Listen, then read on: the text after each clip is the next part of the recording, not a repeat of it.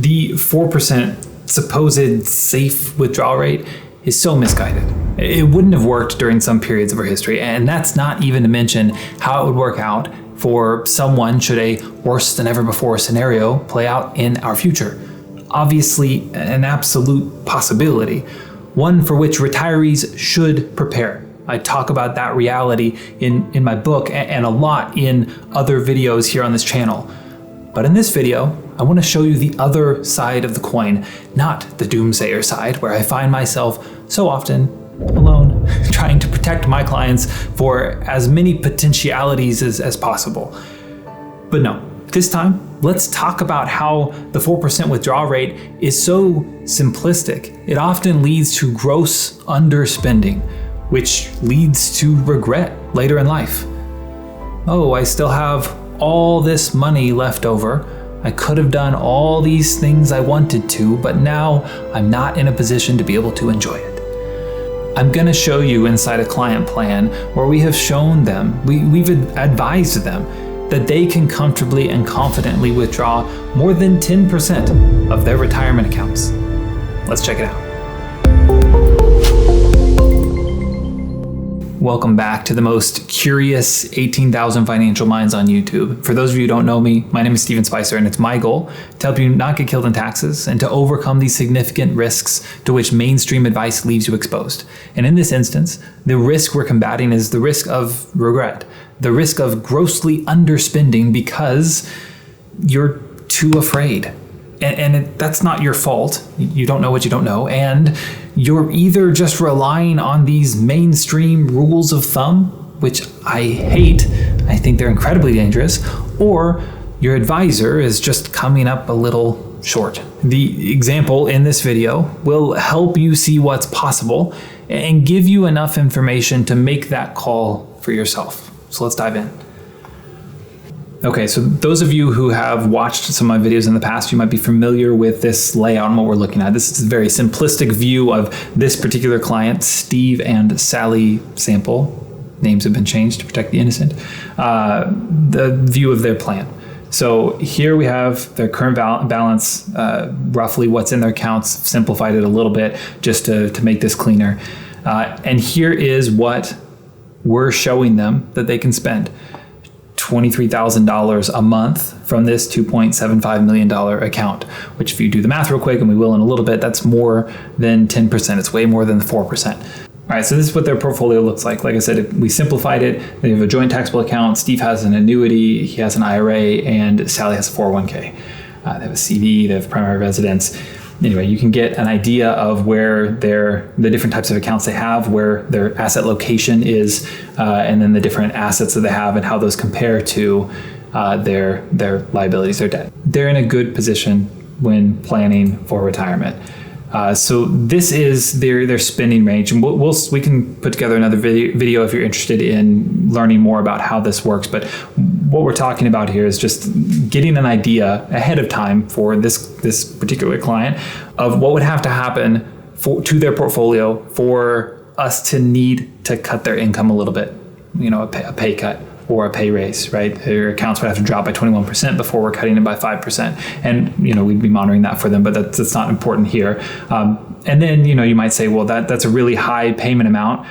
Surely if that's making optimistic assumptions. Surely if the market does poorly in the future, which we'll look into a little bit more detail, but we can even run this through some stress tests just to get an idea of what the accounts might look like when you might be getting raises or cuts. And so even during the global financial crisis, we didn't have to make any pay cuts. We were a little under what inflation was doing, but we were able to make pay raises over time, and it looked good for them. Anyway, so this gives you an idea of the anticipated spending plan going forward and what that's going to look like for this particular client.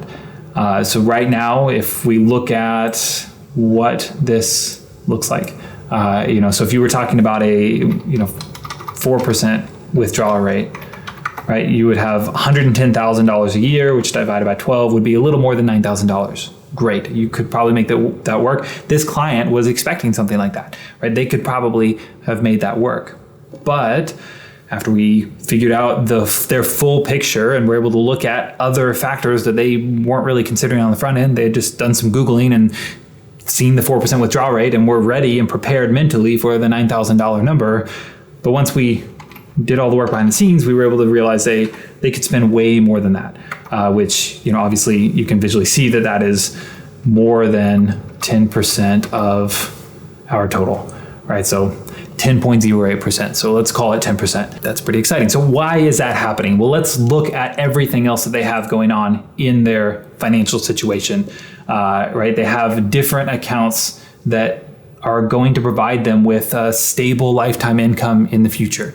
This is something that I talk about in my book, but it's really valuable when clients can do this, when they can find sources of stable lifetime income. The one that everybody has access to is Social Security. And so optimizing that for a couple is extremely valuable. That's what we did here with, Steve, who was the lower earner.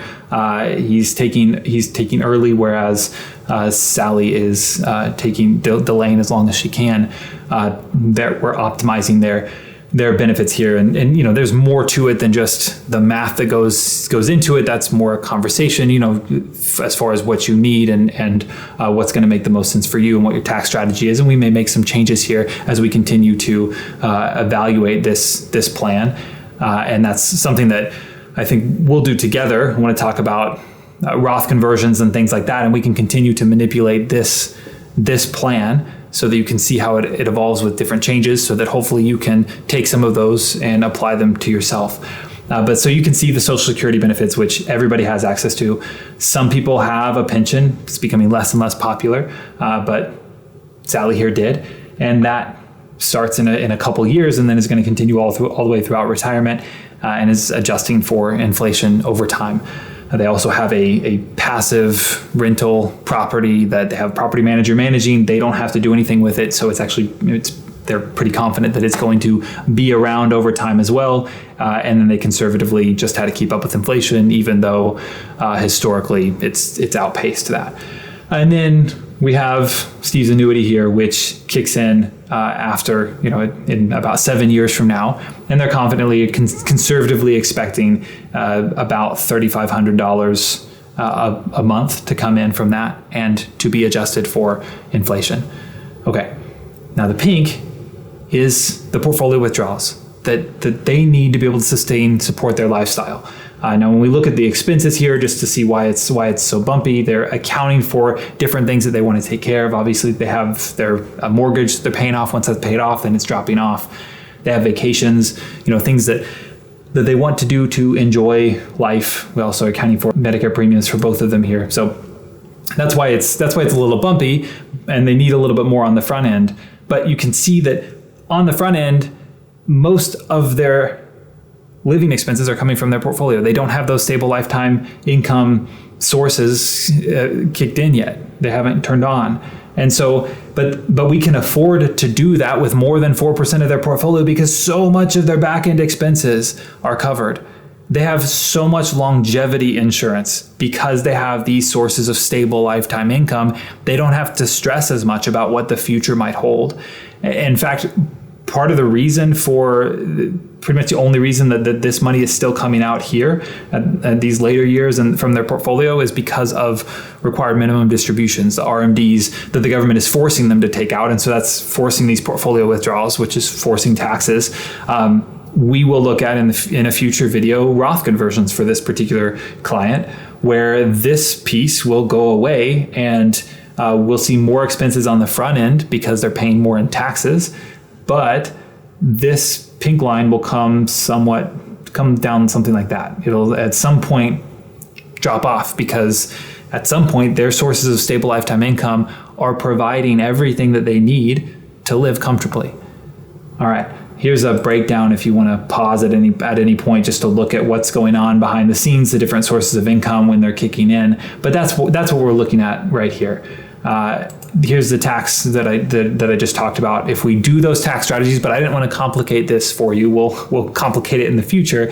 I just want to look at this one concept right now. If we do those tax strategies, all of these taxes will be gone, but there will be really high taxes on the front end for the first several years, and then they'll drop off. And so we'll evaluate that and see whether or not that makes sense. It does. It ends up saving them like $1.5 million in taxes over the course of their life. But we'll look at that. We'll look at that at a different time, because right now, I just want you to see that it is possible that you could go into retirement, and if we can find these other sources of income, or there can be other scenarios, other things contributing to it, but it's too simplistic to look at a 4% withdrawal rate. That's not financial planning. That's not enough. And one more thing I want to look at with this example, just to drive it home, is a historical analysis. So this is, I'll explain this chart really quick. This is showing what if your plan started, what if Steve and Sally's plan started in 1871? How much could they have spent from their accounts given the next 30 or so years of economic factors, of economic variables, how they actually played out, the inflation, the way that the stock market performed, the way the bond market performed, all of these different things are being factored in here to help us know historically, if we were looking to retire, where could we have been? And what I want to point out is that there are scenarios where it could be higher than this, right? This 10%, it could have been 15%, 20% if we had a different economic environment today, or if we wanted to be a little bit more aggressive and have our eye on what's happening from month to month, from year to year, just so we know if we need to adjust.